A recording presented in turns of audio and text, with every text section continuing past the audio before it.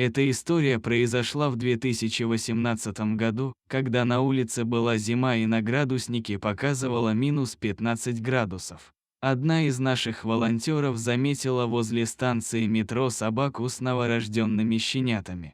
Они лежали на одеяле возле магазина мобильных аксессуаров, а рядом с ними лежала бумажка, на которой было написано «Возьмите нас домой». Обычно бездомные собаки не рожают посреди улицы, где ходит много людей, они знают более укромные места.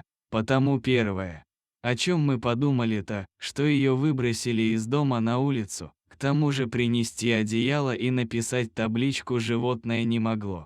Наша волонтер попыталась подойти поближе к собаке, но та оскалила зубы, давая понять, что защитит своих малышей любыми способами. Возле волонтера стала собираться толпа. Люди рассказали, что у собаки был хозяин, но когда он узнал, что собака беременна, то сразу выбросил ее на улицу. Собачка была всегда дружелюбной и ласковой.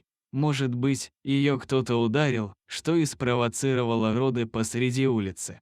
Одеяло ей принес кто-то из прохожих. Но другие люди рассказали, что одна бездомная женщина сегодня утром попыталась вырвать одеяло из-под собаки. А еще волонтер узнала, что надпись сделали в магазине мобильных аксессуаров, возле которого лежала собака, чтобы привлечь внимание. К несчастью, один щенок успел уже замерзнуть. Так что нужно было срочно спасать остальных и их маму. Только благодаря ловцу и седативному препарату удалось успокоить собаку. Вместе с щенками ее перенесли в будку в одном из помещений приюта. Если честно, то первое время приближаться к будке было небезопасно. У собаки был сильный стресс. Так что еду и воду оставляли поблизости, а животное не трогали. Собаку стали называть Лаймой.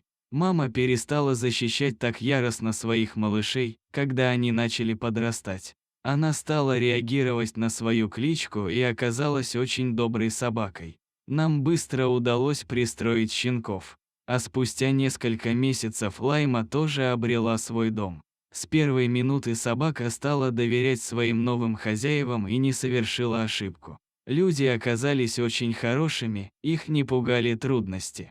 Они быстро смогли найти общий язык с собакой. Уже 3 года они присылают нам фото Лаймы и рассказывают, насколько она ласковая и умная. А мы до сих с грустью вспоминаем историю собаки. Замерзающая собака с новорожденными щенками посреди улицы, где много людей на одеяле, которые у нее попытались отобрать.